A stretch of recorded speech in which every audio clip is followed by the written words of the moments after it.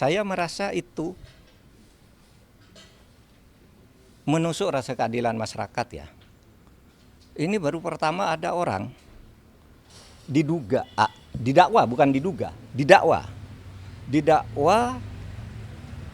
melakukan tindak pidana korupsi dan tindak pidana pencucian uang sebesar 300 triliun. 300 triliun. Lalu tuntutannya hanya 12 tahun.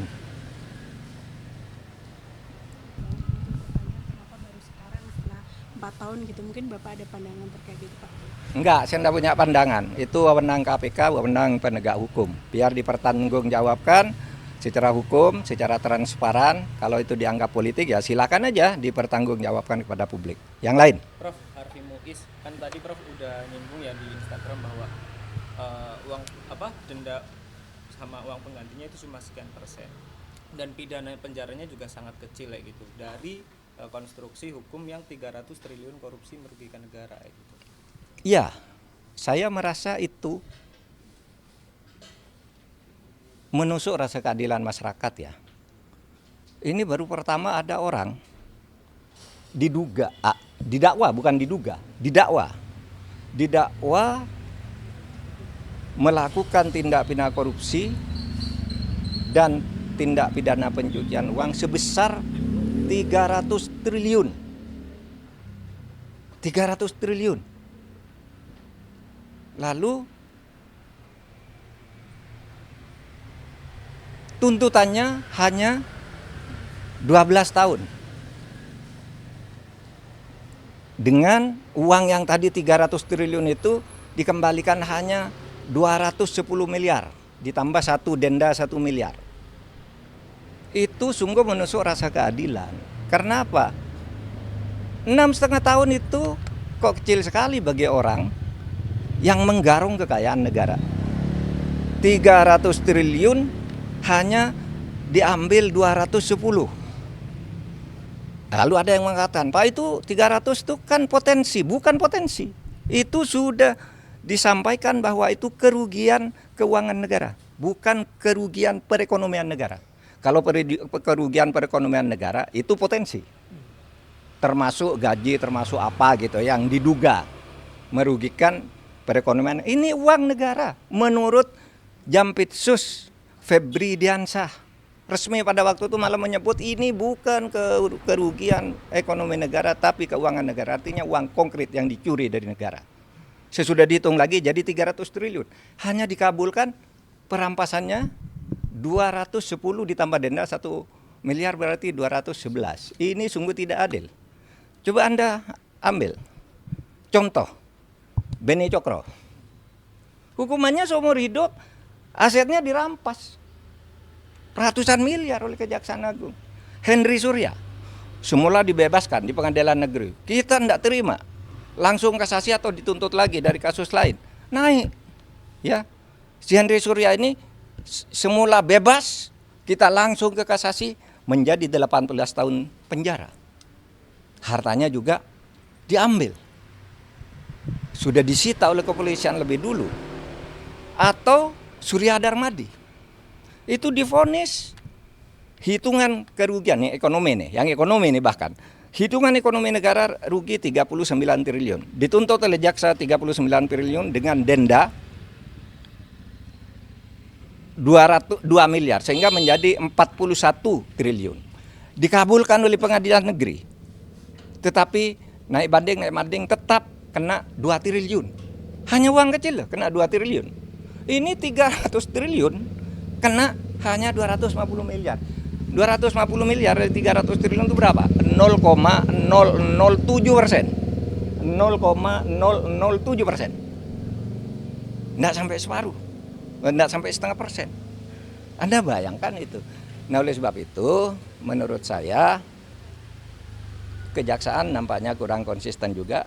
Mengapa menyebut dakwaan 30, kok kemudian tuntutannya 250? Kan terlalu jauh meskipun sudah dihitung ulang oleh pengadilan terlalu jauh itu. Oh, berarti kalau dari 350 jadi ini berarti seluruh dakwaannya itu agak hoax. gitu ya, agak tidak tepat. Nah itu supaya diingat bahwa kita mau mengembalikan aset sekaligus memberikan hukuman yang setimpal. Apapun alasannya itu hukum yang berlaku dan itu sudah didiskusikan lah soal denda damai, soal kembalian aset sudah didiskusikan semua dan sudah ada undang-undangnya di tempat kita. Apalagi? Di kasus itu masih ada cara untuk memulihkan rasa keadilan itu, Prof? Ada. Kalau Kejaksaan Agung mau konsisten ada dong. Karena dulu pernah terjadi pada Henry Surya. Terjadi pada Yan Darmadi. Ketika hanya mau didenda, kami usul ini pengadilan. Kena kan 2 triliun dan penjara 16 tahun. Nah, kalau ini mau dilakukan, bisa naik banding lagi.